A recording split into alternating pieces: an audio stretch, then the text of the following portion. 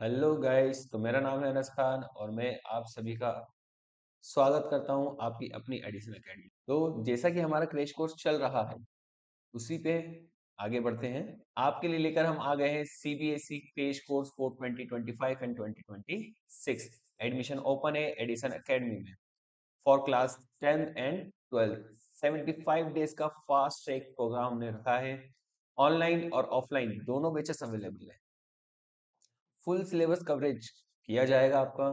Daily test, जो बच्चे offline में आ रहे हैं उनके लिए डेली टेस्ट रखा गया है ताकि वो एग्जाम में अच्छा स्कोर कर सकें। पीवाईक्यूज, जो भी प्रीवियस ईयर क्वेश्चन है पूरे कराए जाएंगे। प्रिंटेड एंड डिजिटल नोट्स दोनों ही प्रोवाइड किए जाएंगे।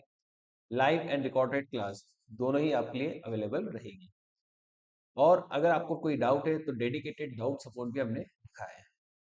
कौन कौन से सब्जेक्ट अवेलेबल है? तो फिजिक्स है, केमिस्ट्री है, मैथ्स है, बायोलॉजी है, पॉलिटिकल साइंस है, इकोनॉमिक्स है, हिस्ट्री है, ज्योग्राफी है। एंड अगर आप इनरोल करना चाहते हैं तो ये दो नंबर दिए गए हैं, आप इन पे कॉल करके कांटेक्ट कर सकते हैं। आपकी क्वेरी जल्द से जल्द सॉल्व कर दी जाएगी। सो 10th क्लास में हमारे थर्ड चैप्टर का नाम है pair of linear equations into variable. Polynomial में हमने लीनियर पॉलिनोमियल पढ़ा था। क्या कैसे लिखते थे उसको? X plus b. इसमें x जो है वो क्या था? वेरिएबल था। ये x क्या था? वेरिएबल था। यस और नो? लेकिन यहां पर कितने वेरिएबल थे? एक। लेकिन ये जो हम लीनियर इक्वेशन पढ़ रहे हैं तो उसमें कितने वेरिएबल है? दो। तो क्या हम लीनियर पॉलिनोमियल लिख सकते हैं टू वेरिएबल के अंदर? बिल्कुल। सो बी वाई प्लस सी, ये क्या हो गया हमारा? लीनियर पॉलिनोमियल इन टू वेरिएबल। क्या हो गया बेटा? यहाँ पर x और y क्या है बेटा? वेरिएबल्स। क्या है? वेरिएबल्स। और ए बी सी क्या है? A B C, A comma B comma C, ये क्या है? कॉन्स्टेंट्स। और वेरिएबल और कांस्टेंट की बात हम पॉलिनोमियल चैप्टर में कर चुके हैं। सर ये इक्वेशन क्या है? कुछ नहीं बेटा। जब पॉलिनोमियल p ऑफ x को हम इक्वल्स टू 0 रख देते तो वो क्या बन जाता है? इक्वेशन। क्या बन जाता है? इक्वेशन। तो इसको अगर हम इक्वल्स टू 0 रख दें तो ये क्या बन जाएगी? Linear equation. सर पेयर का मतलब क्या है यहाँ पर? आपने बता दिया लीनियर इक्वेशन, आपने बता दिया टू वेरिएबल के अंदर भी बता दिया, लेकिन पेयर का मतलब क्या है? तो देखो बेटा, पेयर क्या होता है? जैसे कभी आप जूते खरीदने जाओ तो एक बॉक्स में कितने जूते होते हैं? दो जूते, एक राइट वाला एक लेफ्ट वाला। तो ये क्या हो गए? पेयर। क्या हो गए बेटा? पेयर। ऐसे यहाँ पर हम कितने इक्वेशंस की बात करेंगे? जनरली दो इक्वेशंस की बात करेंगे। कितनी इक्वेशंस की बात करेंगे? दो इक्वेशन की। तो let's move ahead. 9th class में भी ये चैप्टर था तो वहां से भी थोड़ा सा देख लेते हैं, रिकैप कर लेते हैं। तो general form of linear equation कैसे है? A x plus b y plus c equals to 0। यहाँ पर x और y क्या है बेटा? वेरिएबल। क्या है? Variable. Is that clear? a b और c क्या है? कांस्टेंट है। क्या है बेटा? कांस्टेंट है। और ये कैसे कांस्टेंट है? रियल नंबर है। कैसे नंबर है? रियल नंबर है। तो I hope you understood it well how to plot a graph of linear equation. देखो, अगर लीनियर इक्वेशन है तो उसका ग्राफ भी होगा। यस और नो? वो ग्राफ कैसा होगा? सबसे पहले ग्राफ कैसा होगा? तो वो होगा स्ट्रेट लाइन। क्या होगा? Straight line. Is that clear? अच्छा, स्ट्रेट लाइन को बनाने के लिए मिनिमम कितने पॉइंट चाहिए? तो देख लेते हैं। मान लेते हैं मिनिमम पॉइंट एक ही है। इस पॉइंट से कितनी लाइन पास हो सकती है? सो 1 2 3 4 5 6 7। आपको समझ में आ गया होगा कि मैं यहां से इनफाइनाइट लाइन खींच सकता हूं। कितनी लाइन? इनफाइनाइट। सिंगल पॉइंट से, सिंगल पॉइंट से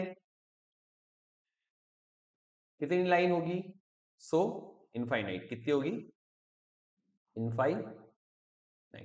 इसका मतलब एक पॉइंट से तो हम स्ट्रेट लाइन को फिक्स नहीं कर सकते। तो मिनिमम कितने पॉइंट चाहिए? चलिए पॉइंट बढ़ा के देखते हैं। एक पॉइंट ले लो, एक पॉइंट ये ले लो।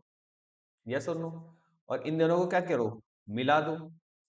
अब जैसे ही आपने इसको मिलाया, ये तो फिक्स हो गई। अब मैं कोई दूसरी लाइन नहीं बना सकता। मैं कोई दूसरी लाइन नहीं बना सकता, तो ये क्या हो गई, फिक्स लाइन हो गई। क्या हो गई बेटा, फिक्स लाइन। तो किसी भी लाइन को बनाने के लिए मिनिमम कितने पॉइंट चाहिए, मिनिमम 2 पॉइंट्स आर रिक्वायर्ड।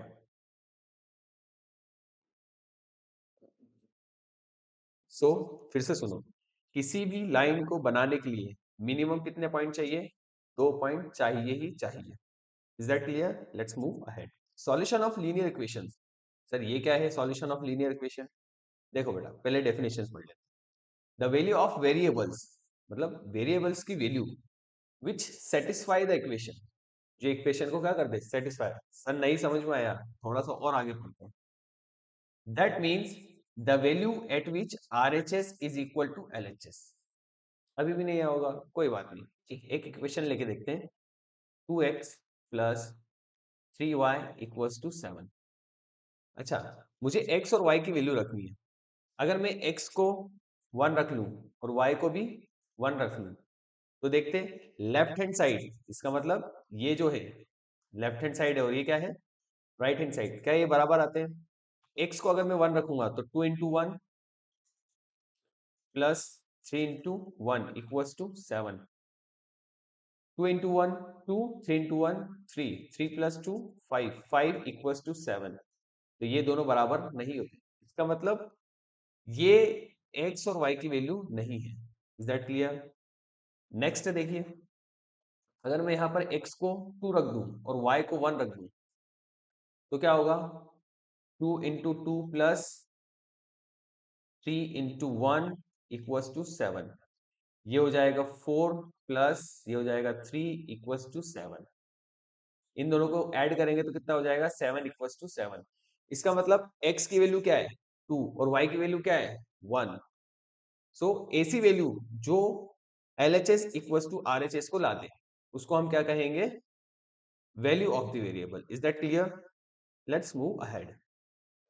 हमारा चैप्टर है पेयर ऑफ लीनियर इक्वेशन, मतलब लाइन की इक्वेशन तो होगी लेकिन कितनी होगी, 2 होगी। Is that clear? सो पहली लाइन हम लिखेंगे a1x plus b1y plus c1 equals to 0। इसको हम कहेंगे L1, that is line number 1। दूसरी लाइन को हम लिखेंगे a2x plus b2y plus c2 equals to 0। इसको हम कहेंगे लाइन नंबर 2। क्या बात क्लियर है? अब दो लाइन है तो इसमें कुछ अरेंजमेंट्स भी होंगे, यस और नो। एक लाइन को अगर मैं फिक्स कर दूं तो दूसरी लाइन को हम चेंज करके देखेंगे किस किस तरीके से हम उसको रख सकते हैं। ठीक है, तो सबसे पहला आता है इंटरसेक्टिंग लाइन। तो लाइन एक दूसरे को काट सकती है, यस और नो।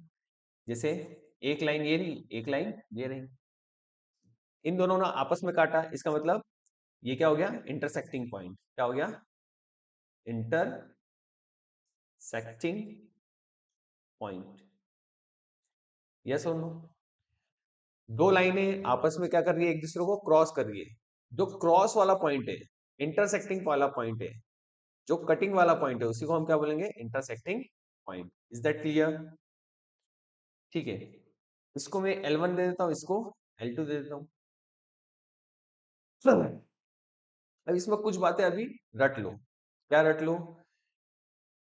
इंटरसेक्टिंग लाइन क्या होती है, lines will cut each other at single point. देखो ग्राफ के जरिए से मैंने बता भी दिया है कितने पॉइंट पे काटेगी, सिर्फ और सिर्फ एक पॉइंट पे काटेगी।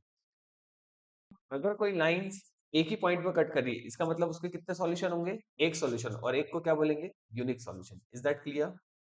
ठीक है, the intersecting point will be the solution of the equation. ठीक है, और x और y की यहाँ पर वैल्यू आएगी, क्या आएगी बेटा, वैल्यू, और वही इसके क्या हो जाएंगे, सॉल्यूशन हो जाएंगे। क्या हो जाएंगे, सॉल्यूशन। जब मैं ग्राफ बनाऊंगा तो मैं इसको अच्छे से बताऊंगा। Is that clear? देखो अगर लाइन के ग्राफ बनाए तो हमें आंखों से पता चल जाए कि लाइन कैसी है, इंटरसेक्टिंग। लेकिन कोई अड़ जाए कि सर मुझे तो नहीं बनाना ग्राफ व्राफ, मुझे तो ऐसे ही पता करना है, तो कैसे बताएंगे, कंडीशंस के जरिए से।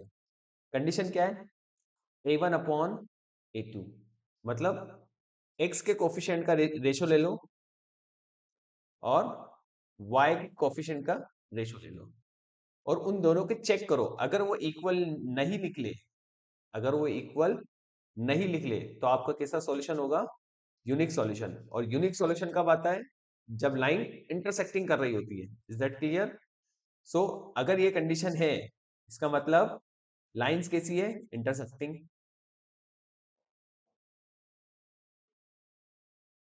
और लाइन कैसी है? सॉल्यूशन कैसे है? यूनिक है। कैसे है? यूनिक सॉल्यूशन है। तो क्या इतनी बात समझ में आती है? अब बात आती है कि सर ये कंसिस्टेंट और इनकंसिस्टेंट क्या है? तो कुछ भी नहीं है बेटा। अगर आपके पास सॉल्यूशन आया तो कंसिस्टेंट, अगर नहीं आया तो इनकंसिस्टेंट। ठीक है, इसमें क्या सॉल्यूशन आया है? बिल्कुल आया है। यस और नो? अगर इसमें सॉल्यूशन आया तो ये कैसी हो गई बेटा? ये कंसिस्टेंट हो गई। क्या हो गई? कंसिस्टेंट हो गई। ठीक है, अब दूसरा अरेंजमेंट देखते हैं। दूसरा कौन सा अरेंजमेंट मिल सकता है हमें? तो दूसरा है पैरेलल लाइंस का अरेंजमेंट मिल सकता है। कोई मुझे बताएगा पैरेलल लाइंस क्या होती है? अगर आपको नहीं मालूम तो मैं बता देता हूं। The distance between the lines remains constant. That means lines will not touch और cut each other, hence lines have no solution. ठीक है, जैसे कि एक लाइन ये है और एक लाइन ये है।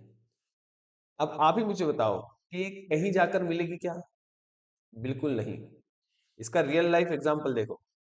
आपने ट्रेन की पटरी देखी है? वो कैसी होती है? इसी तरीके की होती है। क्या वो एक दूसरे को कभी काटती है? बिल्कुल भी नहीं। क्या ये बात मेरी आ रही है समझ में? इसका मतलब ट्रेन की पटरी कभी भी एक दूसरे को नहीं काटती। इसका मतलब काटती नहीं है तो सॉल्यूशन ही नहीं होगा। हाँ या ना?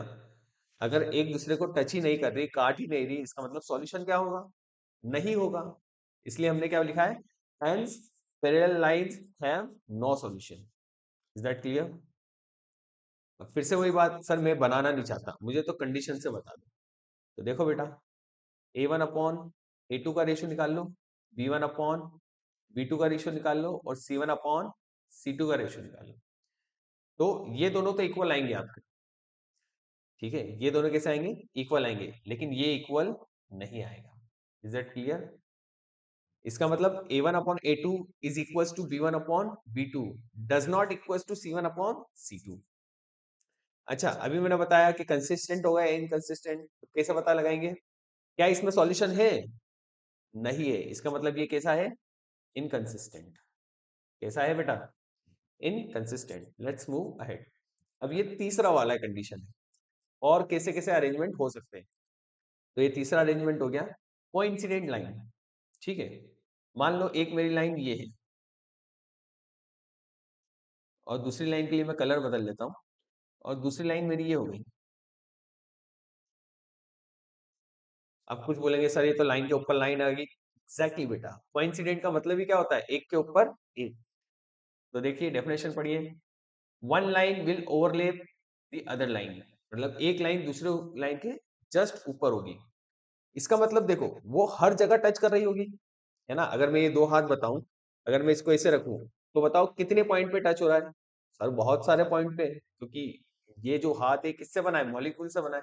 और मॉलिक्यूल बहुत छोटे हैं, और मेरे एक हाथ में कितने मॉलिक्यूल है? सैकड़ों मॉलिक्यूल है। इसका मतलब सॉल्यूशन कितने होंगे? सैकड़ों। है ना? Is that clear? क्या ये बात आ रही समझ में? इसलिए इसमें सॉल्यूशन कितने होंगे? इनफाइनाइट सॉल्यूशन होंगे। अगर टचिंग पॉइंट्स इतने सारे हैं, सॉल्यूशन भी बहुत सारे होंगे। अगर सॉल्यूशन बहुत सारे हैं तो उनको हमने क्या नाम दे दिया? Infinitely many solution. Is that clear?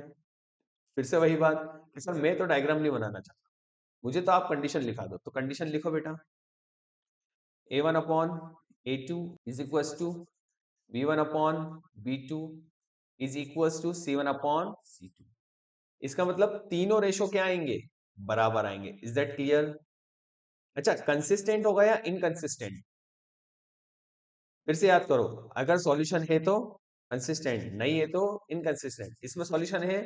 Sir इसमें तो है और बहुत सारे, तो इसके लिए कैसा आएगा बेटा? कंसिस्टेंट। Is that clear? अब ये जो तीन कंडीशन है ना, इसमें हम कोइंसिडेंट लाइन के लिए सॉल्यूशन नहीं निकालेंगे, और ना ही पैरेलल के लिए, क्योंकि पैरेलल में तो सॉल्यूशन ही नहीं है। और कोइंसिडेंट के लिए हम नहीं निकालेंगे। निकालेंगे किसके लिए? सिर्फ और सिर्फ इंटरसेक्टिंग लाइन के लिए। Is that clear? Let's move ahead. ये है माइंड मैप। मान लो ये लाइन नंबर 1 और ये लाइन नंबर 2। कंसिस्टेंट कब होगा? जब इंटरसेक्टिंग लाइंस होंगी या फिर यूनिक सॉल्यूशन आ जाएंगे, या फिर कोइंसिडेंट लाइन, या फिर इनफाइनाइटली वेरी सॉल्यूशन। इन दोनों, अगर ये दोनों कंडीशन बन रही है इसका मतलब लाइन क्या है? कंसिस्टेंट।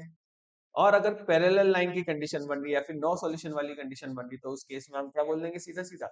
ये चीज इनकंसिस्टेंट है। Is that clear? Let's move ahead. देखो अब ये कंडीशंस के बेसिस पे के की वैल्यू पूछ रहा है, ठीक है। For each of the following equation determine the value of k for which the given system of equation has a unique solution. Unique solution कब होते हैं आप मुझे बता सकते हो? सर यूनिक सॉल्यूशन के लिए मैंने आपको एक कंडीशन लिखाई थी, a1 upon a2 does not equals to b1 upon b2। क्या यही कंडीशन लिखाई थी? बिल्कुल बेटा। लेकिन sir a1 a2 b1 b2 है कहाँ? तो बेटा मैंने क्या कहा था, a क्या है? x का कोएफिशिएंट। तो ये लाइन नंबर 1 है और ये लाइन नंबर 2 है। सो इसमें देखो a1 की वैल्यू क्या है? 1। b1 की वैल्यू क्या है? माइनस के। और c1 की वैल्यू क्या है? बोलो। 2। ठीक है। बट a1 b1 और c1 लेने से पहले पूरे वेरिएबल्स को एक तरफ ले आओ, पूरे वेरिएबल्स को एक तरफ ले आओ और दूसरी तरफ क्या रखो? ओनली 0। तब जाके आपके क्वेश्चन करेक्ट होंगे, ठीक है। या फिर ऐसा भी कर सकते हैं, अगर x लेफ्ट हैंड साइड पे है तो दूसरी इक्वेशन का भी x लेफ्ट हैंड साइड पे है। अगर y लेफ्ट हैंड साइड पे तो दूसरा y भी क्या होना चाहिए? लेफ्ट हैंड साइड पे। अगर पहली इक्वेशन का कांस्टेंट एक तरफ है मतलब राइट हैंड साइड है, तो दूसरी इक्वेशन का भी कांस्टेंट राइट हैंड साइड होना चाहिए, अदरवाइज आपका क्वेश्चन गलत हो जाएगा, ठीक है। दूसरी वाली लाइन में देखो a2 की वैल्यू क्या है? 3। b2 की वैल्यू क्या है? 2। c2 की वैल्यू क्या है? -5। लेकिन हमें c1 c2 से मतलब है क्या? बिल्कुल नहीं, हमें तो a1 a2 upon b1 b2 से मतलब है। चलो वैल्यूज को रख लो। a1 की वैल्यू 1, की वैल्यू a2 की वैल्यू है sir 3 does not equals to, b1 की वैल्यू क्या है? -k। और b2 की क्या है? 2। तो यहां से हम k की वैल्यू निकाल सकते हैं। So k will be equals to -2 upon 3। k क्या नहीं होना चाहिए? -2 अपॉन 3 नहीं होना चाहिए। अगर k -2/3 नहीं है, इसका मतलब आपको जो भी सॉल्यूशन मिलेगा कैसा मिलेगा? यूनिक सॉल्यूशन मिलेगा। Is that clear? तो सिमिलर सा क्वेश्चन है। Next question. सो जल्दी से मुझे a1 अपॉन a2 और b1 अपॉन b2 बता दीजिए। तो a1 की वैल्यू क्या है? सर 2। a2 की वैल्यू क्या है? k। बहुत अच्छा बेटा। b1 की वैल्यू क्या है? 3। और b2 की क्या है? -6। तो ये कंडीशन क्या होती है? यूनिक सॉल्यूशन की कंडीशन क्या होती है? Sir a1 upon a2 should not be equals to b1 upon b2। a1 upon a2 की वैल्यू रख दीजिए 2 upon k should not be equals to 3 upon -6। Yes और नो? अब यहाँ से k की वैल्यू निकाल लीजिए, पहले इसको कैंसिल आउट कर लीजिए। 3 1 जा 3, 3 2 जा 6। तो ये हो जाएगा k is equals to -4। k should not equals to -4। Is that clear? k की क्या नहीं होना चाहिए वैल्यू? -4 नहीं होना चाहिए। अगर -4 हो गई तो ये यूनिक सॉल्यूशन नहीं रहेगा। Is that clear? Let's move ahead. अब देखो वहां पर कंडीशन किसकी थी? यूनिक सॉल्यूशन की। यहां पर कंडीशन किसकी है? नो सॉल्यूशन की। क्या मेरी बात समझ में आ रही है? तो नॉर सॉल्यूशन में क्या थी condition? a1 upon a2 should be equals to b1 upon b2 should not equals to c1 upon c2। तो क्या हम यहां से k की वैल्यू निकाल सकते हैं? बिल्कुल। सर a1 की वैल्यू बताओ 2, a2 की 3 इक्वल्स टू b1 की वैल्यू बताओ -k, b2 की वैल्यू बताओ सर 2। सो यहां से k की वैल्यू क्या आ जाएगी जल्दी बताओ? तो -4 अपॉन 3। इसका मतलब k की वैल्यू क्या होनी चाहिए? -4 अपॉन 3। तब जाके हमें क्या मिलेंगे? No solution. ठीक है। Is that clear? Let's move ahead. Similar सा क्वेश्चन मैं आपको एक और दे रहा हूं, आप करिए, ठीक है। अगेन नो सॉल्यूशन की कंडीशन है, इसका मतलब a1 upon a2 should be equals to b1 upon b2 should not be equals to c1 upon c2. 3 upon k equals to minus 4 upon 3 should not be equals to 7 upon minus 5. Is that clear? तो शुरू के दो ले लो, उससे आपका solution निकल जाएगा 3 upon k is equal to minus 4 upon 3। यहां से के की वैल्यू क्या आ जाएगी, तो यहां से आ जाएगी 9 अपॉन माइनस 9 अपॉन 4। क्या आ जाएगी बेटा, माइनस 9 अपॉन 4। तो क्या सिंपल है, बिल्कुल सिंपल है। Let's move ahead. हमने दो तरीके कर लिए, यूनिक वाला भी कर लिया, नो सॉल्यूशन वाला भी कर लिया। अब कंडीशन किसकी चाहिए, इनफाइनाइटली मेनी सॉल्यूशन की। इसका मतलब a1 upon a2 should be equals to b1 upon b2 should be equals to c1 upon c2। इसका मतलब तीनों रेशो क्या होना चाहिए, बराबर होना चाहिए। चलो a1 अपॉन a2 की वैल्यू बताओ, 2 upon 6 equals to 3 upon k equals to minus 5 upon minus. अब इस क्वेश्चन में आप किन्हीं भी दो को इक्वल कर लो, आप चाहे तो इन दोनों को इक्वल कर लो, आप चाहो तो इन दो को इक्वल कर लो। मैं फर्स्ट वाला करना चाहता हूँ, 2 अपॉन 6 इक्वल्स टू 3 अपॉन के। सो यहां से मेरी के की वैल्यू आ जाएगी 6 इंटू 3 अपॉन 2। ये 2 से ये कैंसल हो जाएगा 3, तो के की वैल्यू हो जाएगी 9। Is that clear?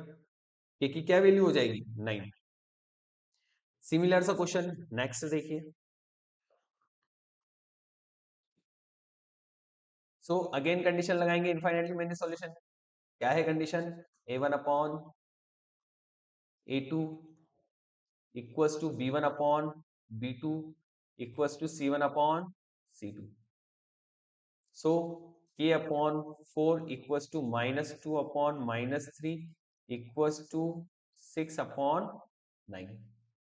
किन्हीं भी दो को कंपेयर कर लीजिए, तो यहां से हम कंपेयर करेंगे k upon 4 equals to 6 upon 9।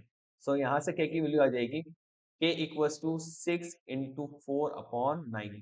इसको 3 के टेबल से कट कर लीजिए, ठीक है। तो 2 इंटू 4 दैट इज 8 अपॉन 3। तो k की क्या वैल्यू होना चाहिए, 8 अपॉन 3। कितना होना चाहिए, 8 upon 3। Is that clear? Let's move ahead. ये पहला टाइप है। इस टाइप में क्या पूछेगा, आपको के की वैल्यू पूछेगा, आपको कंडीशन वो खुद देगा और आपसे के की वैल्यू पूछेगा। तो ये टाइप नंबर 1 होगा। इस तरह के क्वेश्चन ऑब्जेक्टिव में बहुत आते हैं। पिछली क्लास में क्या होता था, जब आप 9th में थे, एक इक्वेशन थी और दो अननोन थे। तो एक इक्वेशन और दो अननोन, ये तो बड़ी ही नाइंसाफी है। इसका मतलब number of equations and number of variable should be same, तब जाके हम एक्स और वाई की वैल्यू निकाल पाएंगे। अदरवाइज हम एक्स और वाई की वैल्यू बिल्कुल भी नहीं निकाल पाएंगे। तो यहाँ पर हमारे पास तीन मेथड है। एक है सब्स्टिट्यूशन मेथड, दूसरा है एलिमिनेशन, तीसरा है क्रॉस मल्टीप्लिकेशन मेथड। तो आइए एक के बाद एक देखते हैं। पहला है सब्स्टिट्यूशन मेथड। इस मेथड में क्या करेंगे, किसी भी एक इक्वेशन को लेंगे, वहां से एक वेरिएबल को फाइंड करेंगे और उस वेरिएबल की जो वैल्यू आई है उसको दूसरी इक्वेशन में रख देंगे।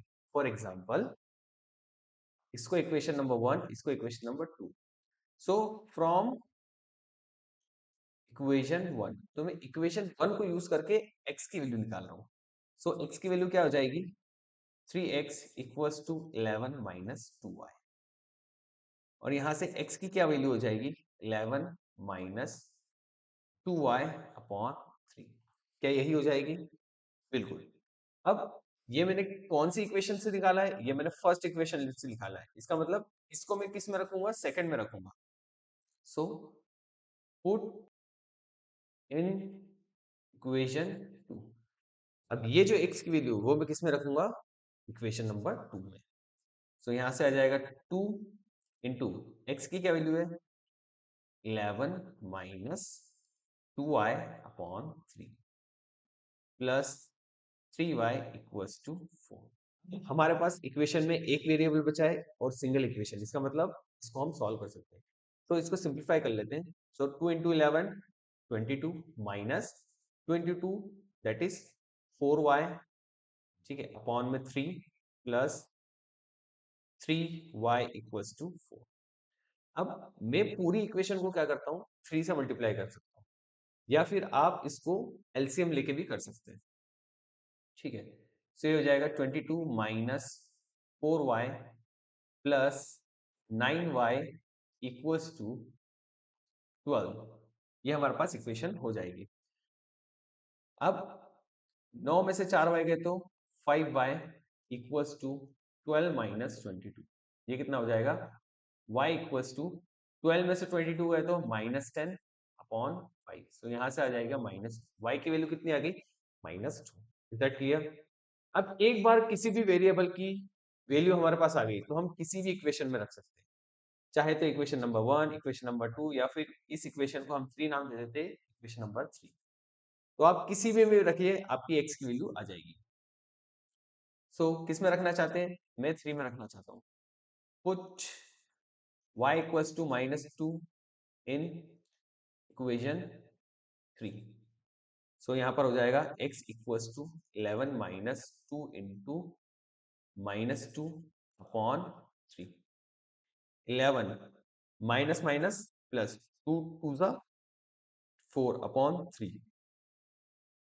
ये हो जाएगा 15 upon 3 that is equals to 5।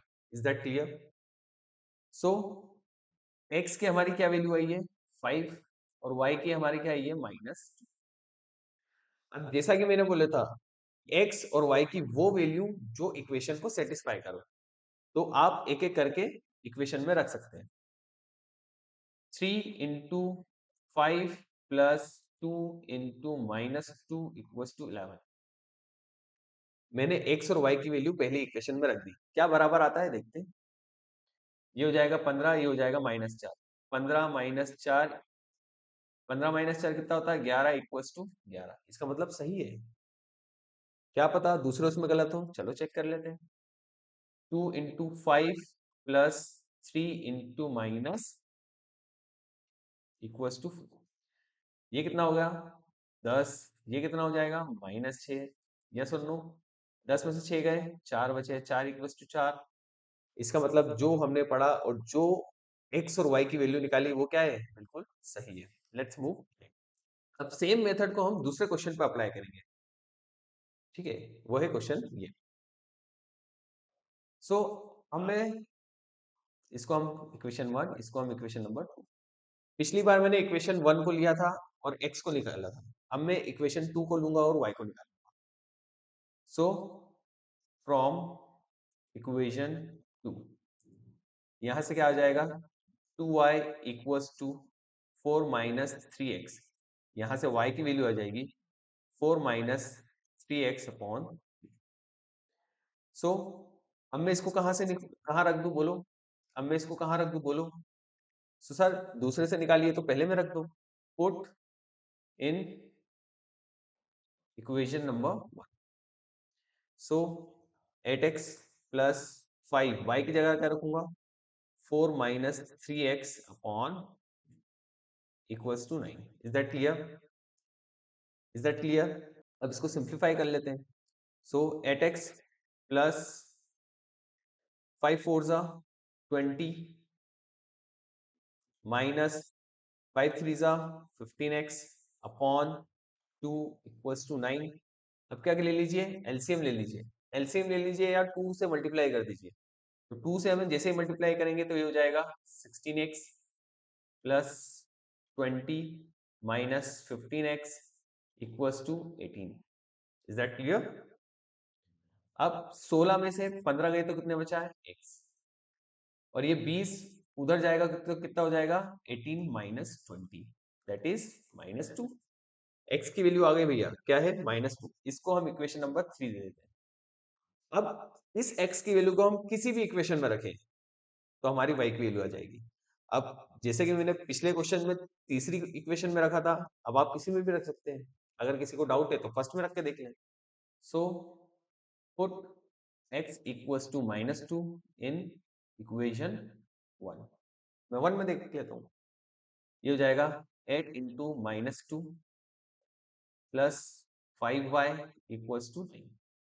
8 into 2 that is 16 plus 5y equals to, ये उधर जाएगा तो ऐड हो जाएगा, तो 5y इक्वल्स टू 16 प्लस 9 कितना हो जाएगा 25, कितना हो जाएगा 25। सो y की वैल्यू हो जाएगी 25 upon 5 that is, so x और y की क्या वैल्यू आ गई है 5। Is that clear? अब इन्हीं दो क्वेश्चन को हम अगली मेथड से सॉल्व करेंगे, that is elimination method. Substitution में क्या करते हैं, किसी भी एक इक्वेशन को लो और उस वहां से एक वेरिएबल को फाइंड कर लो और उस वेरिएबल को दूसरी इक्वेशन में रख दो, तो ऑटोमेटिक आप सिंप्लीफाई करोगे तो एक वेरिएबल की वैल्यू आ जाएगी। और फिर जो वेरिएबल की वैल्यू आई है उसको हम किसी में भी रखो, चाहे 1 में रखो, चाहे 2 में रखो, चाहे 3 में रखो, किसी से कोई फर्क नहीं पड़ता, तीनों में आंसर सेम आएगा। Is that clear? अब बारी है एलिमिनेशन की। अब एलिमिनेशन में हम चीजों को एलिमिनेट करेंगे, मतलब हटाएंगे, लेकिन हटाने के लिए चीजों को बराबर होना पड़ेगा। Is that clear? पहले तो हम इन दोनों को बराबर बनाएंगे, ठीक है। सो ये इक्वेशन नंबर 1, ये है इक्वेशन नंबर 2। सो अब ये डिपेंड आप पे करता है कि आप किसको बराबर बनाना चाहते हैं, एक्स को या वाई को। मैं चाहता हूं एक्स को बनाना, है ना। सो यहां पर कितना है 3x, यहां पर कितना है 2x, 2 और 3 का क्या ले लो एलसीएम, कितना आएगा बोलो 6, कितना आएगा 6। तो पहली वाली इक्वेशन में क्या है 3, 3 से डिवाइड करेंगे कितना आ जाएगा 2, तो इसको 2 से मल्टीप्लाई करो। फिर दूसरी वाली इक्वेशन में क्या लिखा है 2, 2 से डिवाइड करेंगे 6 को, कितना आ जाएगा 3। Is that clear? देखो पहले दोनों के कोफिशिएंट का एलसीएम ले लो, और जो भी एलसीएम आया उसको कोफिशिएंट से डिवाइड करो। अगर पहली वाली इक्वेशन में मेरा कोफिशिएंट क्या है 3, तो 3 से डिवाइड करूंगा तो 2 आ जाएगा, तो 2 से पूरी को मल्टीप्लाई करूंगा।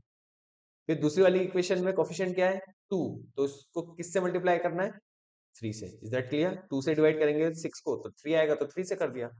चलो मल्टीप्लाई कर दो, मल्टीप्लाई के बाद क्या हो जाएगा 2 into 3 6x, 2 into 2 4y, 2 into 11 that is 20। सो इसको हम इक्वेशन नंबर 3 दे देते हैं। चलो 3 इंटू 2 6x, 3 इंटू 3 9y, और 3 इंटू 4 12। क्या मेरी बात समझ में आ रही है? अब देखो क्या 6x पहली वाली इक्वेशन में भी है, क्या 6x दूसरी वाली इक्वेशन में भी है? बिल्कुल। इसका मतलब पहली वाली इक्वेशन में से दूसरी को अगर माइनस कर दूं तो मेरा x वाला चला जाएगा, ठीक है। 6x माइनस 6x, अगर मैंने इसको माइनस किया है तो इसको भी माइनस करना पड़ेगा और इसको भी करना पड़ेगा। जब भी हम माइनस करते हैं तो साइन क्या कर देते हैं बेटा चेंज, माइनस का प्लस और प्लस का माइनस। सो 6x माइनस 6x क्या बचेगा 0, क्या बचेगा 0, जैसे 2 माइनस 2 0। 4y माइनस 9y तो कितना बचेगा माइनस 5y, इक्वल्स टू 22 में से 10, 22 में से 12 गए, 22 में से 12 गए कितने बचे 10। सो y की कितनी वैल्यू हो जाएगी 10 अपॉन माइनस 5। तो यहां से आ जाएगा माइनस। यही चीज पिछले वाले में देखते हैं। चलो पहले पूरा सॉल्व कर लेते हैं। अब एक बार आपकी x या y की वैल्यू आ गई, आप किसी भी इक्वेशन में रखे कोई फर्क नहीं पड़ता, वैल्यू हमेशा सेम होगी। मैं इक्वेशन नंबर 1 में रखा हूं। So put y equals to -2 in equation 1। So ये हो जाएगा 3x plus 2 into -2 equals to 11। So यहाँ से x की वैल्यू क्या आ जाएगी जल्दी बताइए। ये हो जाएगा -4 equals to 11। So x equals to, ये उधर जाएगा तो 11 प्लस 4 अपॉन 3, तो यहाँ से आ जाएगा 15 upon 3 that is equals to 5। अब देखो यहाँ पर x और y की वैल्यू क्या आई है, x की वैल्यू आई है सर 5 और y की वैल्यू हमारे पास आई है -2। क्या ये बात सही है? बिल्कुल सही है। अब यही क्वेश्चन हमने पिछले पीछे भी किया था, तो वैल्यू क्या आनी चाहिए सेम, x 5 और y -2। देखिए यहाँ देखिए x 5 और y -2, यहाँ पर भी सेम और यहाँ पर भी सेम। Next question. अब यहाँ पर मैं y को क्या करना चाहता हूँ, एलिमिनेट करना चाहता हूँ। सो y के कोफिशिएंट क्या देखिए, y का कोफिशिएंट एक तो 2 है और एक 5 है, इन दोनों का एलसीएम कितना हो जाएगा, एलसीएम कितना हो जाएगा 10। ठीक है। तो यहाँ 5 है, 5 से डिवाइड करो 10 को तो आ जाएगा 2, सो 2 से मल्टीप्लाई कर लो। यहाँ देखो क्या है 2, तो इसको करो 10 को 2 से डिवाइड करेंगे तो 5 आ जाएगा, तो यहाँ 5। Is that clear? 2 से मल्टीप्लाई करो पहली इक्वेशन को, से हो जाएगा 16x plus 10y equals to 18। Is that clear? दूसरी वाली इक्वेशन को देखो, 15x plus 10y equals to 20। Is that clear? चलो, मुझे y दोनों में सेम दिख रहे हैं और साइन भी इनके सेम दिख रहे हैं, तो मैं क्या करूंगा minus. So minus minus minus, 16 में से 15 गए तो x बचा, 10 में से 10 y गए तो 10y में से 10y गए तो 0, 18 में से -20 गए तो -2।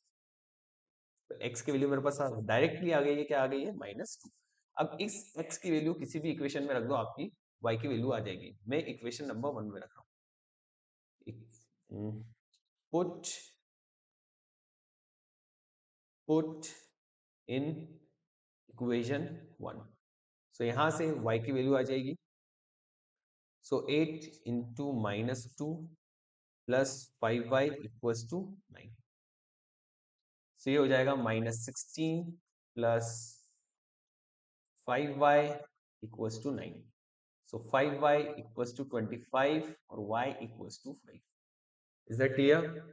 और यही क्वेश्चन को आप पीछे भी चेक कर सकते हैं। x की वैल्यू आई है हमारे पास -2,5।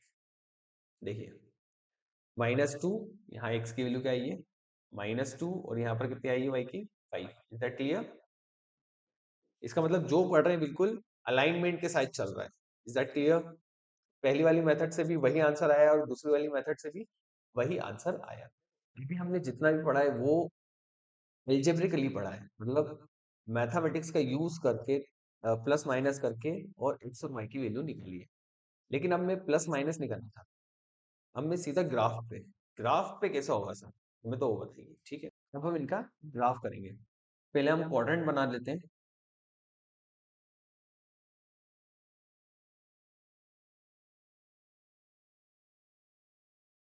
ये हो जाएगा x और ये हो जाएगा y। ये हो जाएगा -x और ये हो जाएगा -y। और ये क्या है हमारा बेटा ओरिजिन। Is that clear? चलिए पहली वाली इक्वेशन को लेते हैं। x को हम 0 रखते हैं तो y की वैल्यू आ जाएगी, यस और नो? सो x को 0 रखेंगे तो ये हमारा क्या हो जाएगा 0। इसका मतलब 5y इक्वल्स टू 9। यहां से y की वैल्यू क्या आ जाएगी बोलो 9/5। Is that clear? फिर y को 0 रख लो तो x की वैल्यू आ जाएगी। इसका मतलब ये अब क्या हो गया 0, तो 8x equals to 9। So x is equals to 9/8। So जब हमारे पास x 0 था, x क्या था 0, तो y कितना था 9/5। ये हो गया 1, ये हो गया 2, तो 9/5 कहीं यहाँ आए। Is that clear? तो ये एक पॉइंट हमारा ये हो गया। फिर दूसरा पॉइंट कहाँ पर मिलेगा जब y हमारा 0 था, तो वैल्यू क्या आई है 9/8। ये हो गया 1, ये हो गया 2, तो 9/8 कहीं यहाँ मिलेगा, कहाँ मिलेगा यहाँ। अब इन दोनों को मिला लीजिए,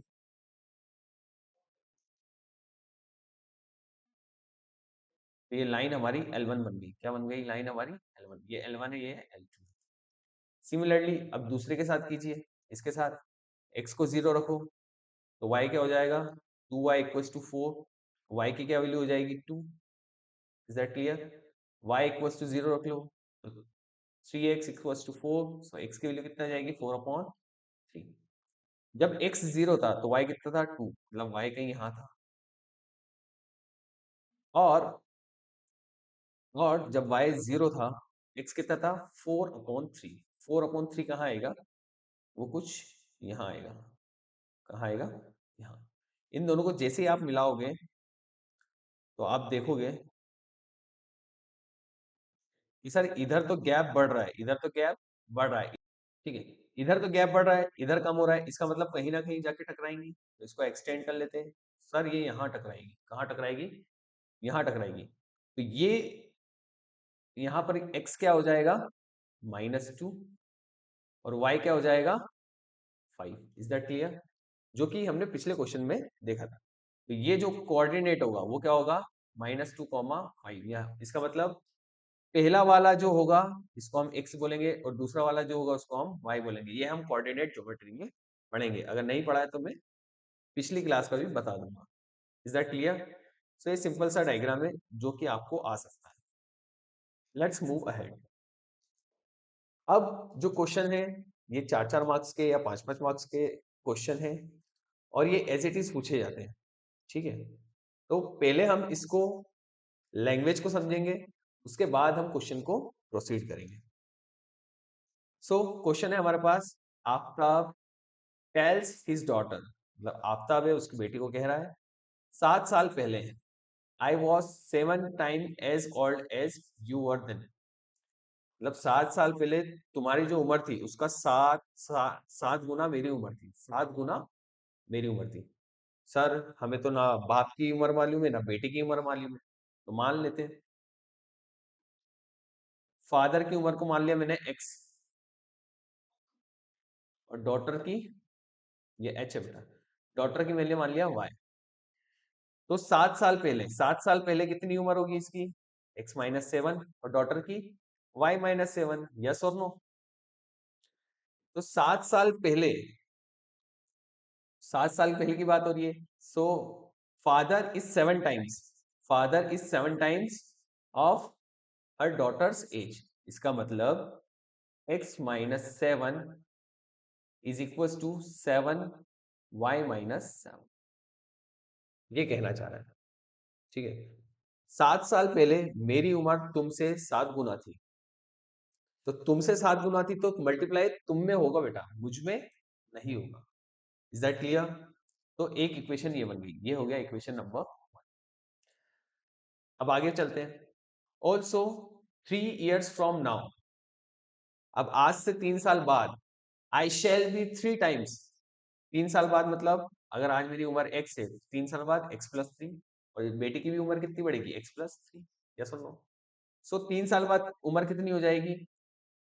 सो 3 साल बाद मैं तुम्हारा 3 गुना हो जाऊंगा। कितना हो जाऊंगा? 3 गुना हो जाऊंगा। सो ये हो गया equation number 2। Is that clear? इसको सिंप्लीफाई कर लेते हैं। सो हो जाएगा x-7 equals to 7y-49।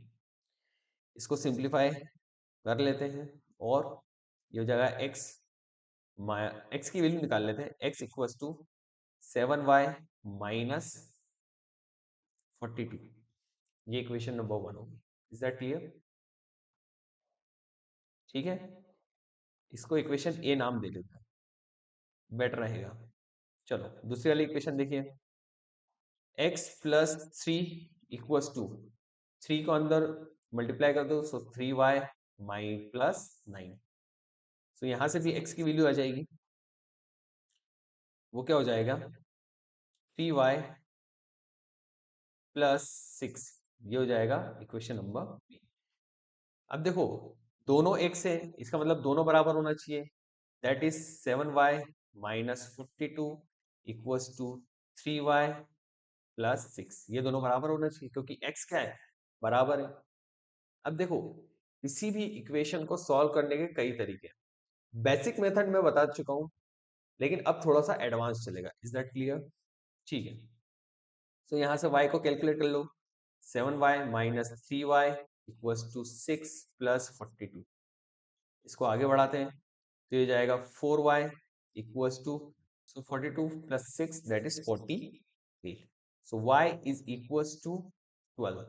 y is equals to 12। इसका मतलब बेटे की उम्र कितनी है 12। बेटे की उम्र कितनी है 12। मैं यहाँ लिख देता हूँ, बेटी की उम्र कितनी हो गई है 12। तो बाप की कितनी होगी, किसी भी इक्वेशन में रख लो।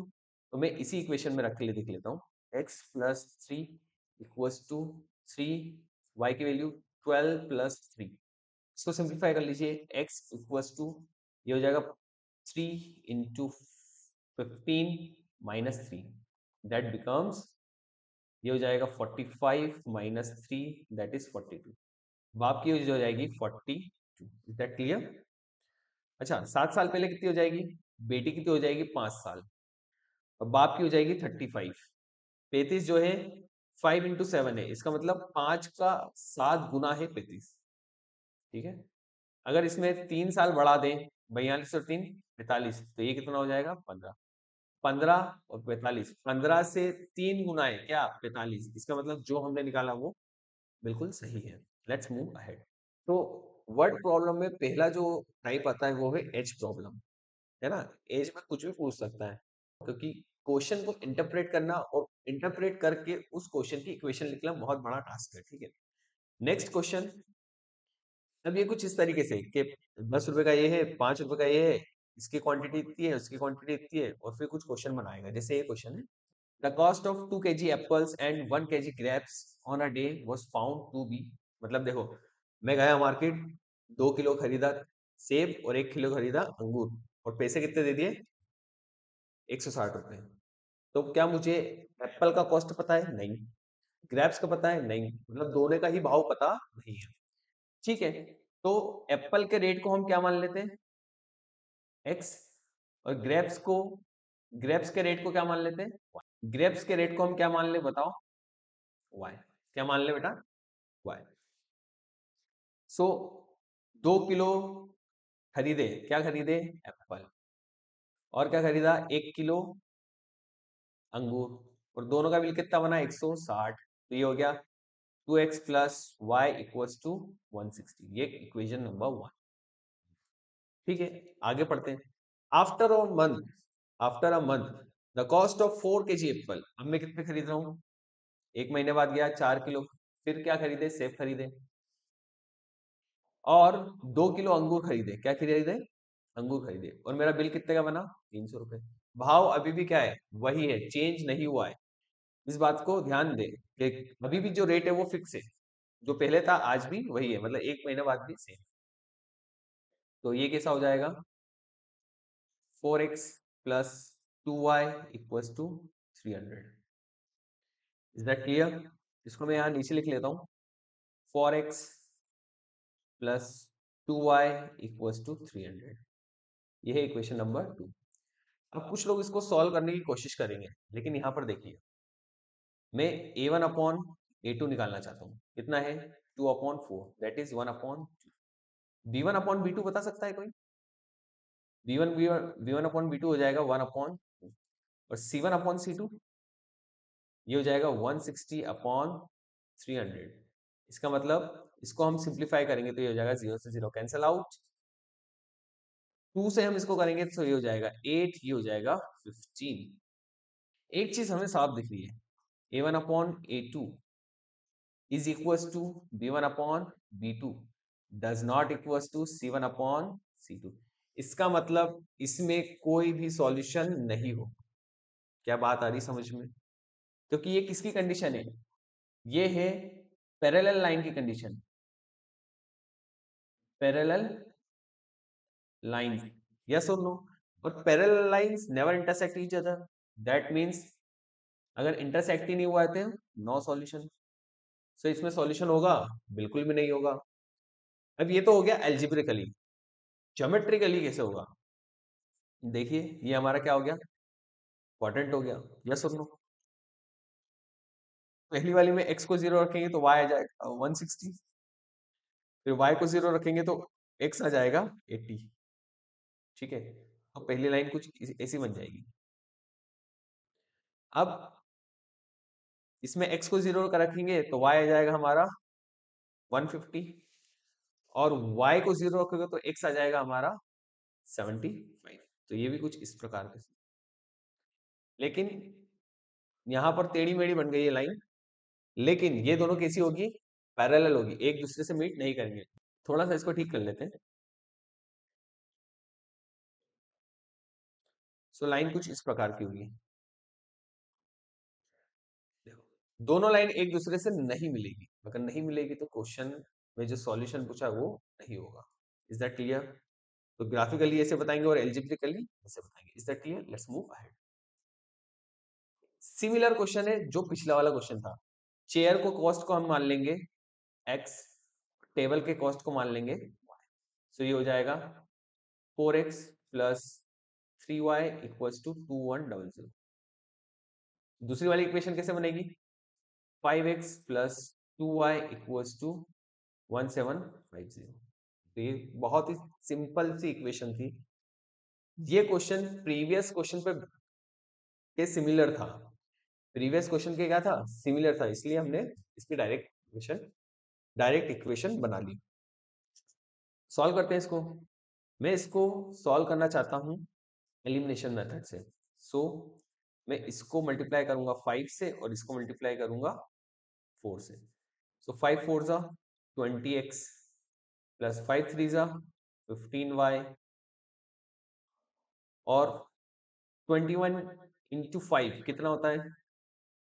105 सो ये हो गया equation number 1। 4 into 5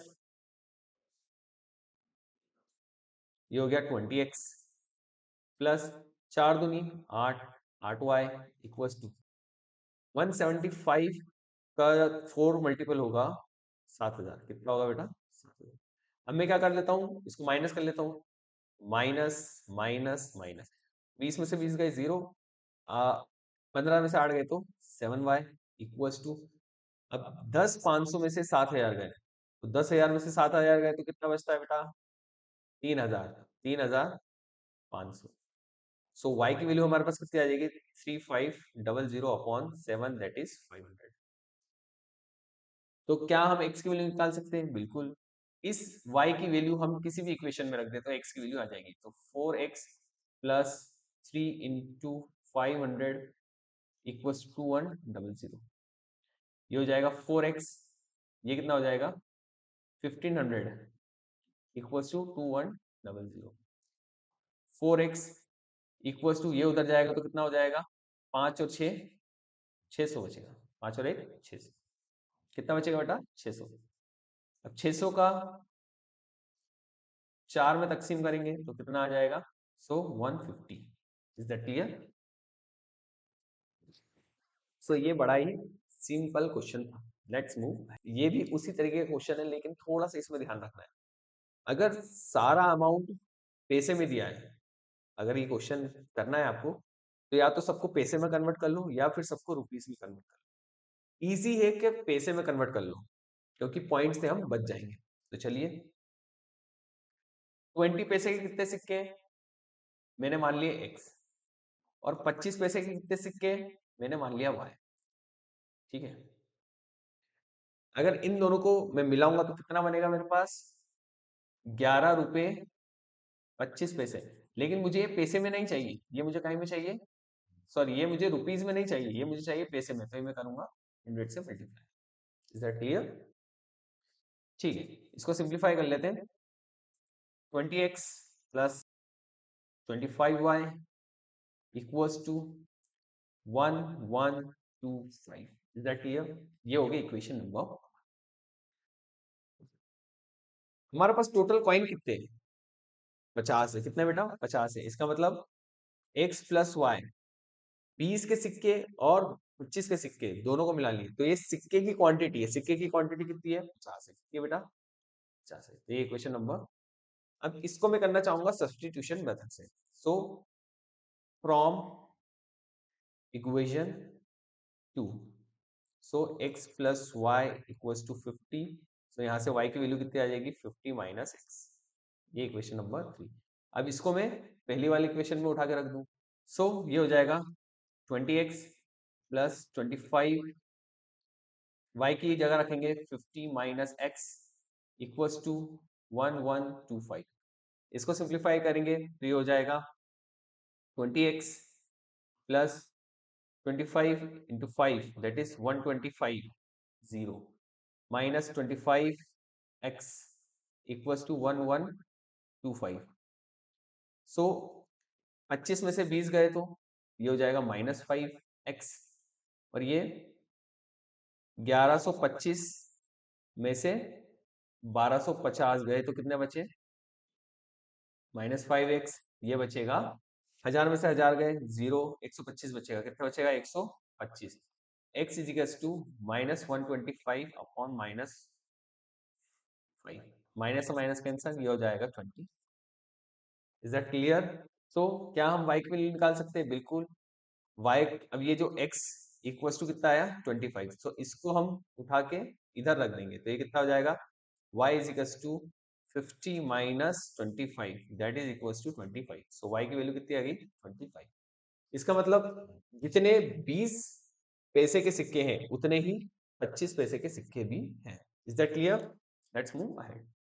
A and B each have a certain number of mangoes। देखो मेरे पास भी कुछ है, मेरे पास भी कुछ आम है और उसके पास भी कुछ आम है। ये हो गया A, ये हो गया B। A के पास कितने हैं X, B के पास कितने हैं Y, मान लिया। ठीक है, मैंने मान लिया इसके, तेरे पास इतने, मेरे पास उतने।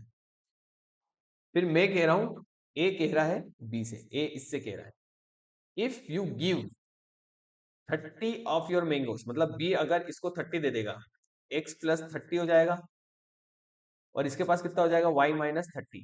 भाई ए क्या कह रहा है बी को कि तू अगर मुझे 30 दे देगा तो मेरे पास कितने हो जाएंगे x प्लस 30, लेकिन उसके पास y माइनस 30। ठीक है, I will have twice as many as left with you. इसका मतलब अगर तू मुझे 30 मैंगो दे देगा तो मेरे पास तेरे से डबल होंगे, मेरे पास तेरे से डबल होंगे। तो x प्लस 30 y माइनस 30, भैया ये उसके पास बच गए मैंगो, उसका ट्वाइस हो जाएगा, इसका मतलब ये इक्वेशन बन गई। भाई ये जो देखो x प्लस 30 मेरे पास मैंगो है, तो ये तो देने के बाद हुए ना, तो देने के बाद 13 से कितने मेरे पास डबल, तो डबल के लिए क्या करते हैं 2 से मल्टीप्लाई। एक इक्वेशन तो यहाँ से आ जाएगी और दूसरी इक्वेशन क्या है पढ़ते हैं। फिर b क्या कह रहा है, b कह रहा है a से इफ यू गिव मी 10, अगर तू मुझे 10 दे दे। देखो पहले 30 इसने इधर दिए, लेकिन अब क्या हो रही है 10 इधर देने की बात होगी। तो b कह रहा है कि अगर तू मुझे 10 दे देगा तो ये कितना हो जाएगा y प्लस 10 और ये कितना हो जाएगा x माइनस 10।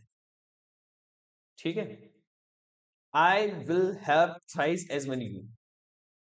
इसका मतलब अगर x 10 दे देगा और y 10 ले लेगा, इसका मतलब वो a का कितना गुना है, तो 3 टाइम्स। Is that clear? यहाँ पर बात समझ में आ रही है? तो दोनों इक्वेशन को सिंप्लीफाई कर लेते हैं। तो यहाँ से हो जाएगा x plus 30 equals to 2y minus 60। तो यहाँ से आ जाएगा x equals to 2y minus 90। Is that clear? ठीक, दूसरी इक्वेशन को सिंप्लीफाई करते हैं। ये हो जाएगा 3x minus 30 equals to y plus 10। ठीक, अब हम क्या करेंगे कि x की वैल्यू यहां रख देंगे, x की वैल्यू यहां रख देंगे, तो रख दो 3 2y minus 90 minus 30 equals to y plus 10। अब इसको सिंप्लीफाई कर लेते हैं। So 6y minus 270 minus 30 equals to y plus 10। इसको इधर लेके आएंगे तो ये हो जाएगा 5y 270 माइनस 270 माइनस 30, ये कितना हो जाएगा माइनस 300। माइनस 300 उधर जाएगा तो कितना हो जाएगा प्लस 300 प्लस 300 प्लस 10, तो ये हो जाएगा 310। अब y की जो वैल्यू हो जाएगी वो कितनी हो जाएगी 310 अपॉन 5। तो यहां से कितना हो जाएगा 3 5 जा 3 6 जा, ठीक है, फिर बचेगा 1 तो 62। तो y b के पास कितने 62 है, कितने हैं 62, तो a के पास कितने हो जाएंगे यहाँ पर 62 को उठा के यहाँ रख दो। x equals to 2 into 62 minus 90, 60 60 120 120 124 minus 90 124 यानी 34। कितना आंसर आ जाएगा 34। Is that clear? क्या ये क्लियर है? देखो कैलकुलेशन आपको आनी चाहिए। अब आपको लग रहा है कि सर ने तो इतनी जल्दी कर दिया, ऐसा कुछ नहीं बेटा। जब आप जोड़ घटाओ रिपीटेडली करोगे तो आपकी स्पीड ऑटोमेटिकली बढ़ जाएगी। Is that clear? ठीक है, नेक्स्ट क्वेश्चन की तरफ बढ़ते हैं। The sum of two digit number and the number obtained by reversing the order of its digit is 121। देखो, कोई दो नंबर का नंबर है, जैसे 1 2, तो उसका रिवर्स क्या हो जाएगा? 2 1। यस और नो? इन दोनों को जोड़ूंगा कितना आ जाएगा? 33। कितना आ जाएगा? 33। ऐसे ही ये जो 12 नंबर है ना, ये 12 नहीं, इसको हम लिख लेते हैं 21। 21 को मैं एक और तरीके से लिख सकता हूँ, 20 प्लस 1। यस और नो? अब मैं इसको एक और तरीके से लिख सकता हूँ। वो तरीका क्या है? 2 इंटू 10 प्लस 1। यस और नो? अब मैं इसको तो मान लेता हूँ x, और इसको क्या मान लेता हूँ? y। तो ये मेरा नंबर हो जाएगा, है ना? एक्स वाई मेरा क्या हो गया? नंबर। तो इसको मैं लिख सकता हूँ 10x प्लस वाई। अच्छा, इसको रिवर्स करो तो ये हो जाएगा yx। यस और नो? तो अब नंबर क्या हो जाएगा? 10y plus x। ठीक है, तो पहला नंबर ये हो गया, दूसरा नंबर ये हो गया। अब ये दोनों नंबर को ऐड कीजिए, 10x प्लस वाई और 10y प्लस x। इन दोनों को ऐड करने पे मुझे कितना मिल रहा है? 121। Is that clear? इसको सिंप्लीफाई कीजिए तो ये हो जाएगा 11x plus 11y equals to 121। अब पूरी इक्वेशन 11 से डिविजिबल है, तो क्यों ना हम इसको 11 से डिवाइड मार दें। तो ये हो जाएगा x plus y equals to 11। So ये हो गई इक्वेशन नंबर 1। अब आगे पढ़ते हैं। एंड द टू डिजिट, देखो टू डिजिट कौन सी है? एक 2 और एक 1। ये एग्जाम्पल है, हाँ, ये क्वेश्चन में नहीं है। तो अभी हमारे पास क्या है? x और y। तो ये दो डिजिट है। वो कह रहा है इन दोनों का डिफरेंस कितना है? 3। डिफरेंस क्या होता है? अंतर। अंतर कैसे निकालते हैं? दोनों में से माइनस करते हैं। तो इनका डिफरेंस कितना है? 3। तो दूसरी इक्वेशन क्या हो गई? x minus y equals to 3। यहां लिख लेते हैं x minus y equals to equation number 2। अभी हमारे पास दो इक्वेशन, दो अननोन, इसको हम आसानी से सॉल्व कर सकते हैं। मैं चाहता हूं इन दोनों को ऐड कर दूं। क्या कर दूं? इन दोनों को ऐड। तो x plus x 2x plus y minus y 0। 11 और 3 14। सो x की वैल्यू क्या आ जाएगी? 7। कितना आ जाएगा? 7। सो y की वैल्यू निकालने के लिए क्या करेंगे? किसी भी एक इक्वेशन में रख दो, चाहे तो 2 में रख दो, चाहे तो 1 में रख दो। मैं 1 में रख के दिखा देता हूँ। x plus y equals to 11। Put करो जल्दी से x की value. 7 plus y equals to 11। y equals to 11 minus 7 that is equals to 4। तो दो नंबरों का सम 11 होना चाहिए। इसका मतलब 7 और 4 11, और इन दोनों का डिफरेंस क्या होना चाहिए? 3। 7 में से 4 गए तो कितना बचा? 3। इसका मतलब हम सही है। Let's move ahead. If 3 times the larger of the two number is divided by the smaller one. देखो, दो नंबर है जिसमें से बड़े नंबर का 3 गुना करके उसको हमने छोटे नंबर से डिवाइड मारा। सो हमारे पास क्वेश्चन क्या आ रहा है? 4 और रिमाइंडर क्या आ रहा है? 3। सिमिलरली दूसरा स्टेटमेंट भी है। If 7 times of the smaller number, अब छोटा नंबर है उसको हमने किससे मल्टीप्लाई किया? 7 से, और 7 से मल्टीप्लाई करने के बाद बड़े वाले नंबर से डिवाइड मार। तुम्हारे पास क्वेश्चन कितना आ रहा है? 5 एंड 1 एज अ रिमाइंडर। अभी तक मुझे पता है आपको कुछ भी समझ में नहीं आया। Let's move. आपने कहीं ना कहीं ये वाला फॉर्मूला देखा होगा, डिविडेंड इक्वल्स टू डिवाइजर, है ना? Divisor into quotient plus remainder. ये कहीं ना कहीं आपने देखा होगा। अगर नहीं देखा तो इसको याद कर लो। ठीक है, सो मैं यहाँ पर दो नंबर मान लेता हूँ, x और y। ये दो नंबर है। अब इनमें से एक बड़ा होगा, एक छोटा मान होगा। तो मैंने मान लिया x is greater than y। ठीक है, तो पहला वाले कंडीशन की तरफ चलते हैं, जो कि यहां से लेकर यहां तक है। तो क्या कहती है पहली condition? 3 times of the larger, मतलब 3 times of the larger number is divided by the smaller one. Question कितना आ रहा है? 4, और रिमाइंडर कितना आ रहा है? 3। ये हो गई इक्वेशन नंबर। फिर कह रहा है 7 times of the smaller number, 7 times of the smaller number is divided by the larger one. इससे डिवाइड किया है लार्जर वन। तो रिमाइंडर कितना आ रहा है? रिमाइंडर आ रहा है हमारे पास 1, और क्वेश्चन कितना है हमारे पास? 5। तो ये हो गई equation number. Is that clear? So इसको हम तरीके से लिख लेते हैं। यहां से मैं लिखूंगा फ्रॉम इक्वेशन 1। यहां से हो जाएगा 3x equals to 4y plus 3।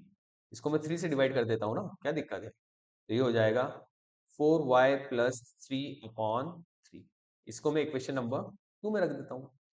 सो यहां से हो जाएगा 7y equals to 4y plus 3 upon 3 into 5 plus 1। अब जरा इसको सिंप्लीफाई कर लेते हैं, तो ये हो जाएगा 7y equals to 5 Chowk 20y plus 5 तिया 15 अपॉन 3 प्लस 1। एलसीएम ले लो तो ये हो जाएगा 21y 20y प्लस 15 प्लस 3। इसको और सिंप्लीफाई करेंगे तो 21 माइनस 20 दैट इज y। 15 और 3 18। इसका मतलब y की क्या वैल्यू है बेटा 18। x की कैसे निकालेंगे, तो कुछ नहीं करो, इसको हम यहाँ पुट कर दो तो x की वैल्यू आ जाएगी 4 into 18 plus 3 divided by 3। So 18 into 4 कितना होता है 72, 72 और 3 75, 75 बटे 3 75 बाय 3। 75 का हाफ, एक तिहाई कितना होता है 75 अपॉन 3 कितना होता है दैट इज 25। सो x की वैल्यू कितनी आ जाएगी 25 और y की 18। क्या क्वेश्चन समझ में आया? अगर नहीं समझ में आया तो वीडियो को वापस से रिवाइंड कीजिए और फिर से देखिए, ठीक है। Point A and B are 90 metre question है। अब देखो ये जो क्वेश्चन है रिलेटिव स्पीड पे डिपेंड करता है। सो मान लो यहाँ पर पॉइंट ए है और यहाँ पर पॉइंट बी है। इन दोनों के बीच की डिस्टेंस कितनी है x। अगर ये दोनों एक दूसरे की तरफ बढ़ेंगे तो हम इसकी स्पीड को क्या करेंगे, स्पीड को क्या करेंगे ऐड करेंगे। क्या करेंगे ऐड। और अगर ये दोनों एक ही डायरेक्शन में चल रहे हैं, ये भी इधर जा रहा है और ये भी इधर जा रहा है, तो क्या करेंगे स्पीड को सब्ट्रैक्ट करेंगे। क्या बात समझ में आ गई? अगर समझ में आ गई तो ये पहला कॉन्सेप्ट, ये रिलेटिव स्पीड का कॉन्सेप्ट है। किसका है? रिलेटिव स्पीड का कॉन्सेप्ट है। दूसरा क्या है, हमने एक फॉर्मूला पढ़ा है, speed is equal to distance upon time. यह सुन लो, ठीक। सो ए यहां पर है, बी यहां पर है, यह सुन लो। और इन दोनों के बीच की दूरी कितनी है 90। कितनी है 90 किलोमीटर। सो आगे पढ़ते हैं। A car starts from A and another car from B at the same time. दोनों गाड़ी एक साथ शुरू होती है चलना। If they go in the same direction, अगर दोनों सेम डायरेक्शन में जाती है, इसका मतलब ए इस डायरेक्शन में है तो बी भी किस डायरेक्शन में है इस डायरेक्शन में। जब दोनों के सेम डायरेक्शन होगी तो क्या करेंगे बेटा ए में से बी को घटा देंगे, ए में से बी को घटा देंगे। सो हम लिखेंगे इसकी स्पीड को मैंने ए ही मान लिया, इसको बी ही मान लिया, तो ए माइनस बी। ये हो गई हमारी रिलेटिव स्पीड। क्या हो गई बेटा ये रिलेटिव स्पीड। डिस्टेंस कितना दिया है 90। कितने टाइम में कवर कर रही है तो 9 घंटे में कवर। सो ए माइनस बी कितना हो जाएगा बेटा 10। कितना हो जाएगा 10। ये इक्वेशन नंबर 1। लेकिन if they go in opposite direction, इसका मतलब ए इस डायरेक्शन में और बी किस डायरेक्शन में इस डायरेक्शन में, तो ऐसा क्या होगा दोनों की स्पीड ऐड हो जाएगी। ए प्लस बी कितना हो जाएगा 90। और इसको कितना टाइम लग रहा है 9/7। कितना 9/7। सो इसको सिंप्लीफाई कर लेंगे 90 into 7/9 that is equal to 70। कितना हो जाएगा 70। Is that clear? सो मेरे पास दो इक्वेशन आ गई है, a minus b equal to 10 और a plus b equal to 70। और जब भी इस तरीके की इक्वेशन आ गए कि बीच में अगर माइनस हो तो आपको कुछ नहीं करना, इन दोनों को ऐड करके एक बार 2 से डिवाइड कर देना और एक बार सब्ट्रैक्ट करके 2 से डिवाइड कर देना, ठीक है। मैं इन दोनों को ऐड कर लेता हूँ। सो a plus A 2a b minus be gone 70 minus 10 कितना हो जाएगा 70 प्लस 10। 70 प्लस 10 कितना हो जाएगा 80। सो ए की कितनी वैल्यू हो जाएगी 80/2 दैट इज 40। तो बी की कितनी हो जाएगी, बी के लिए आप किसी भी इक्वेशन में रख दीजिए, मैं पे सेकंड वाले में रख रहा हूँ। So a is equal to 40 plus b that is equal to 70। So b is equal to 70 minus 40 is equal to T. Clear है? क्या ये क्वेश्चन क्लियर है? Let's move ahead. अब देखो टैक्सी वाला क्वेश्चन किस तरीके से आता है। रिक्शा वाले क्या करते हैं कि आप 1 किलोमीटर का ज्यादा भाड़ा लेते हैं और उसके बाद पर किलोमीटर के हिसाब से लेते हैं। मान लो मुझे ए से बी जाना है, ठीक है, ए से बी जाना है, तो ये कितना किलोमीटर है, 5 किलोमीटर मान लो। तो वो 1 किलोमीटर का कितना लेगा, वो 1 किलोमीटर के ले रहा है 50 रुपए, और उसके बाद हर किलोमीटर के कितने ले रहा है, 25 पैसे, 25 रुपए, सॉरी कितना ले रहा है, 25 रुपए। इसका मतलब पहले किलोमीटर के कितने लेगा वो, 50 रुपए। क्या बात समझ में आ रही है? समझो इस बात को। अगर मैं किसी ऑटो में जाके बैठा, मैं बोलूँ भैया वहां छोड़ दो, और मैं मेरा मन बदल गया, यार मैं नहीं जा रहा, मेरे को तो यही छोड़ दो, चाहे मैं 1 सेंटीमीटर आगे ही क्यों ना बढ़ाऊं, वो मुझसे 50 रुपए लेगा ही लेगा। क्या ये बात समझ में आई है? इसको बोलते हैं हम फिक्स्ड कॉस्ट। क्या बोलते हैं? Fixed cost. क्या बोलेंगे? Fixed cost. ठीक है। जैसे मेरा घर यहाँ से 1 किलोमीटर दूर है, अब मैं कुछ भी कर लूं, मुझे 50 रुपए देने ही पड़ेंगे, चाहे मैं रास्ते में उतर जाऊं, चाहे घर आने से पहले 1 कदम पहले उतर जाऊं, तब भी मुझे कितने देने हैं, 50। रेट कभी भी कम नहीं होगा। लेकिन ये 25 का क्या चक्कर है सर? हालांकि क्वेश्चन में नहीं दे रखा 25, ये अभी समझा रहा हूँ। 25 कैसे? 1 किलोमीटर हो गया, आपको 50 रुपए देना है। अब अगला किलोमीटर के लिए आपको कितने देने हैं, 25 रुपए। इसका मतलब 50 इधर और 25 उधर, कितने देने हैं टोटल, 75 रुपए। अब 2 किलोमीटर हम चल गए, अगले किलोमीटर पे कितना देना पड़ेगा, 25 और देना पड़ेगा। इसका मतलब 100 रुपए देना पड़ेंगे आपको। 3 किलोमीटर के कितने देना पड़ेंगे, 100। क्या ये बात समझ में आ रही है? चलिए अब इस क्वेश्चन को पढ़ते हैं। The taxi charges in a city comprises a fixed charge. अब देखो फिक्स्ड चार्ज नहीं दिया है, ना वेरिएबल कॉस्ट दी है, ठीक है। तो मैंने मान लिया fixed cost, fixed cost, fixed cost को मैंने मान लिया एक्स, और वेरिएबल कॉस्ट को वाई। Is that clear? पढ़ते हैं आगे। For a journey of 10 kilometre the charge paid is 75 rupees.